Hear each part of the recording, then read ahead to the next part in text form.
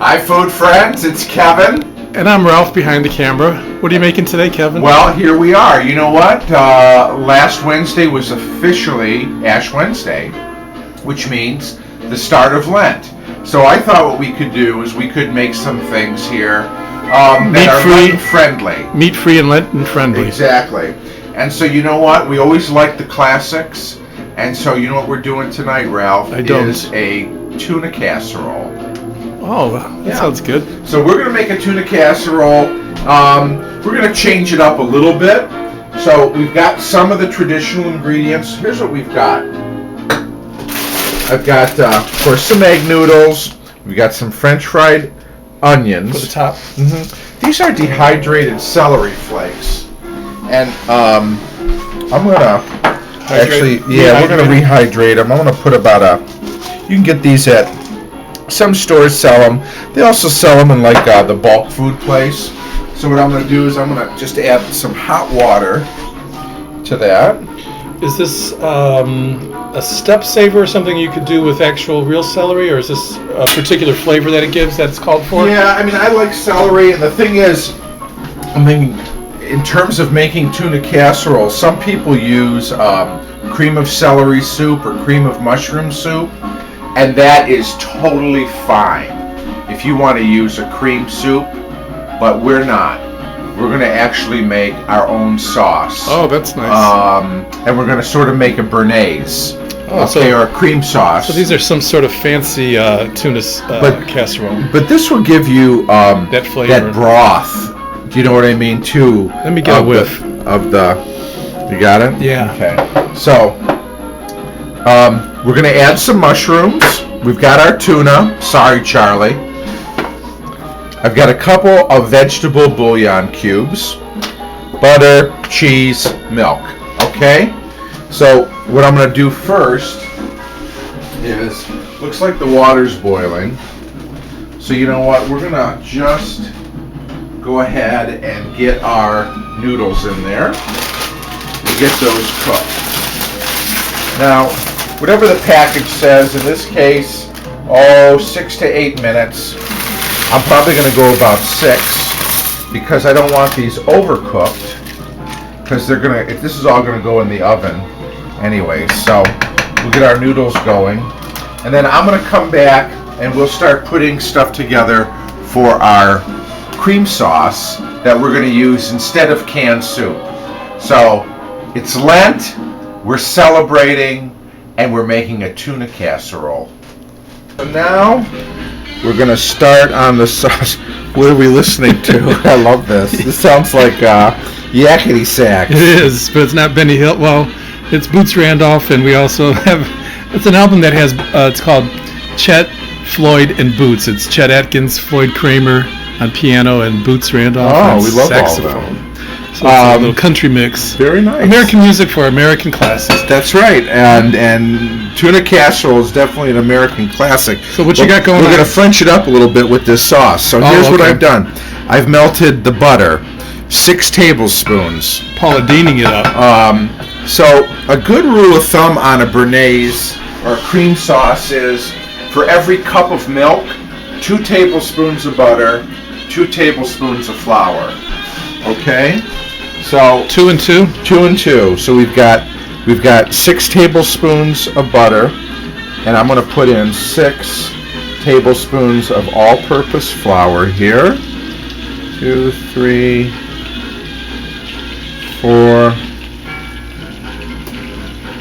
5, 6. Okay, let me turn the flame down. Thank you. We've got our noodles cooked. They're draining in the sink.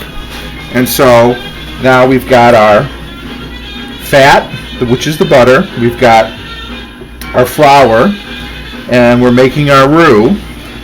Do you put any seasonings in there? You could put a pinch of salt in there if you want, but I'm going to use some vegetable bouillon, which will season it up, and of course there's plenty of salt in the bouillon. So I used unsalted butter too, by the way. Just cook this for a minute. So this is our roux, and then what I've done is we've got 6 tablespoons of flour and 6 tablespoons of butter. Right. I've got 3 cups of milk that I'm going to be adding to this. Okay. I'm using whole milk.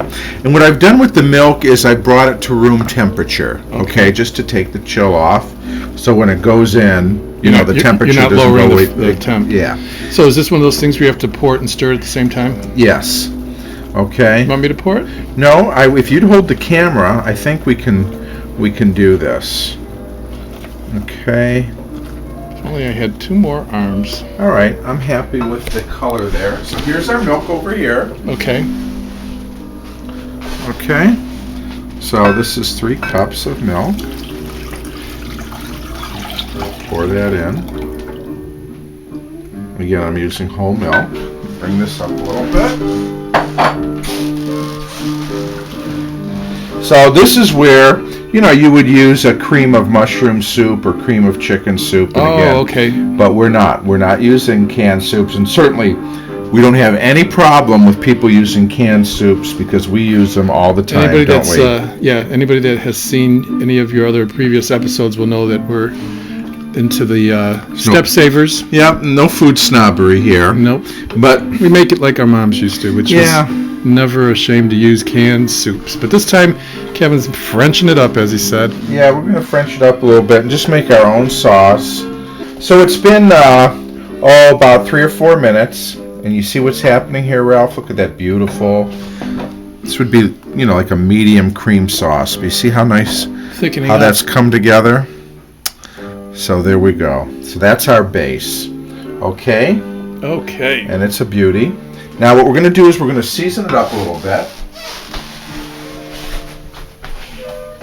Got some nice pepper here. This is sort of coarsely ground. You sure that's not stuff that fell off the roof from Looks like, from the shingles. the shingles? No, that's really pepper. Just kidding. And then, this is a vegetable bouillon cube. We'll see if we need 1 or 2. When you're seasoning, it always is best to sort of add, taste, and then adjust. Because you can always put more seasoning in, but you can't take seasoning out. What I love about this recipe that we're cooking tonight is that this is completely 100% from Kevin's noggin, from his head. He's such a great cook, and he often cooks just off the cuff, but sometimes he's using references, but this time it's all in his head. Well, I've made enough casseroles over the years from recipes to sort of know a few things. But have you ever made it without the soups? No, this is something new. See? That I've done, but I've made this sauce before, and again, since we're not using cream of mushroom soup or cream of celery soup, I wanted to think, how could I get that nice vegetable flavor in there? And it's like all vegetable bouillon, and we're really trying to keep things, a little healthier. That's good. Keep things what were you going to say? Meatless. And so I'm going to put the second bouillon cube in here. We're trying to keep things meatless. Lent friendly, as you say. Yeah. So, Tis the and season. Even if you don't, observe Lent, you know what? It's nice sometimes to just take a break from meat. Yeah, take a break from meat. And it's cold. This is such a great comfort food, winter dish. Okay, so here's our cream sauce. Now, again, since we're not using cream of mushroom soup, but we sure like the mushroom flavor, we're going to put in a can of mushrooms. And it got me thinking, when you talked about reconstituting those the celery flakes, we could actually reconstitute some mushrooms too if you wanted, and do that probably and get that nice mushroom flavor. So there's that. Now I'm going to get the mushrooms in there, and let's see, I'm looking for a whisk. Well, not so much a whisk as a slotted spoon or something, but I've got a Kevin's blind finding his way through in my kitchen. We're in Ralph's kitchen, so this is that going to work? This is the celery. I'm going to put some celery, and look at that's celery liquor. that came from reconstituting. Oh yeah, I can see it. So we're going to store that in there too. So that ought to be good with the vegetable bouillon, the mushrooms. Isn't that nice? And then the celery. Ouch. Oops, sorry. That was the camera saying ouch, not me. So again, we'll give it a little taste, see if it needs anything. By the way, this is Floyd Kramer, pianist extraordinaire in the background, doing his take on Vince Guaraldi's Cast Your Fate to the Wind. I think I'm going to put a little bit more pepper in there.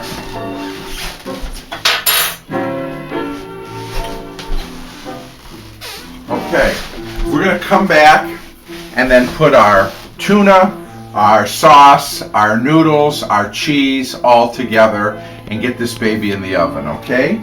So we're making tuna casserole a la deluxe right here on Cavalcade. Go. All right, so our sauce is ready to roll and we've got our noodles here, okay? And they've drained. I've got 3 4-ounce cans of tuna. This is a white albacore.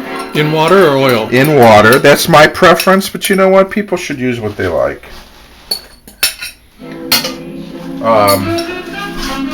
Then we're also going to take a little cheddar cheese. I'll put some on top in the last few minutes, but this that's about a cup of cheddar. Okay. Then we're going to take some French fried onions, about a half a cup. So that all gets mixed together. I thought the onions stayed on top, or you saved some. I saved some. I'll put some on top, but this will give a little of the onion flavor on the inside of the casserole. Okay, now here we go. So now we put in our special béarnaise. This is going to be rich and delightful and delicious. Right, this is not a lower fat version. What did I do with my spatula? Here we go. But it is meat-free. It is meat-free. And Boots Randolph is doing his version of Temptation in the background, and I think that's appropriate. That's appropriate. Yeah, because the only thing we can't resist is temptation. So we can resist anything but temptation. We're going to give this a stir around. We want to get all the noodles coated and get our mushrooms and our cheese nicely mixed throughout here. Get everything moistened. Is that hard to do? I find, I don't cook like you do, and when I do, and if I'm mixing things like that, I'm always spilling it on the floor and on the stove and making a mess. How do you do it? The key is that you need always a big enough vessel, a utensil. So, if this bowl was smaller, this pot, there'd be stuff going over the sides. Yeah, it seems so like when you're mixing things, always use the biggest bowl or whatever that you have, and you'll save a lot of cleaning up off the floor. Yeah, I do, but it seems like I still make a mess. I think you're being modest. I think it's your technique. Okay, now I'm going to use a casserole, and what we're going to do is we're going to give this a little spritz. This I like to do over the sink. Okay. So we've got our pan sprayed here with nonstick. We're going to take our tuna casserole, and in she goes. Oh, okay. It looks very well blended. Smells lovely. Okay. And this is where the spatula comes back in, because we want to get all that good gravy. Yep. All that good sauce. And this should be a moist dish. It should not be You ever have one and it's dry? Clumpy. Yeah, it shouldn't be that way. It should be moist. Part of keeping it moist too is we're going to cover this before we put it in the oven, which by the by is preheated at 350 degrees, okay? You're going to shut the oven. Okay, so let's put some more cheese on the top. Sharp cheddar, or Yeah, whatever you or prefer. whatever you like, you know, hey, this is what I picked up as much because it was on sale, but Another stuffed savory. You could also grate your own. yeah. And if you have any, I've seen people put potato chips on top of this and this and that. I love it with potato chips on top. And that, if you put chips on here, you'd probably want to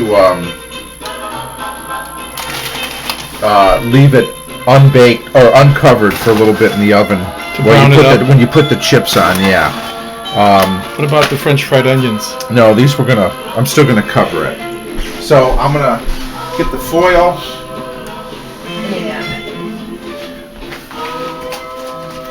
Then we'll have it.